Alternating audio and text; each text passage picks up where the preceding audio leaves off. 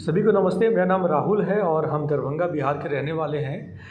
जब से हमने होश संभाला है और कह सकते हैं 25-30 साल पहले से, जब से न्यूज़पेपर और थोड़ा बहुत कुछ पढ़ना लिखना शुरू किए, समझना शुरू किए, तब से मैंने ये सुना है कि बिहार से सबसे ज़्यादा IAS IPS और जो कहते हैं ना ब्यूरोक्रेट्स, वो निकलते हैं, वो सफल होते हैं, वो पास होते हैं और राज्य में, बिहार राज्य में, देश में, विदेश में, सब जगह पे वो कार्यरत होते हैं। BPSC में जो हमारे ब्यूरोक्रेट्स हैं वो राज्य सरकारों को अपनी सेवा देते हैं और UPSC के जो सारे हमारे ब्यूरोक्रेट्स हैं वो सेंट्रल गवर्नमेंट को अपनी सेवा देते हैं।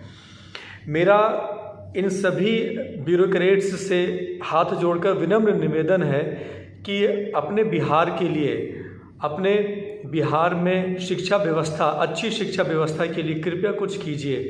क्योंकि जब से मैंने 1998 में मैंने बिहार छोड़ा था और दिल्ली में मैं आ गया था, तब से मैं दिल्ली में ही हूँ। आज भी बिहार की शिक्षा की स्थिति जो है वो वही है। उस समय मैंने सुना था कि लालू जी ने चरवाहा विद्यालय खोला था।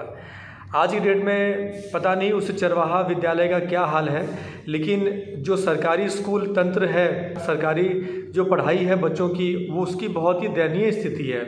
मेरा आप सभी जो ब्यूरोक्रेट्स हैं उन सभी से हाथ जोड़कर विनम्र निवेदन है कि बिहार में एक अच्छी शिक्षा व्यवस्था लागू करने की कृपा करें। आपकी बहुत मेहरबानी होगी।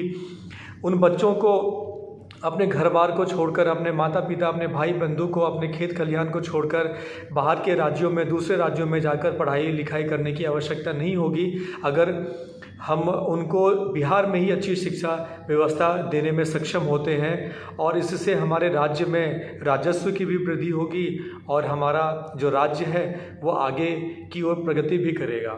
धन्यवाद।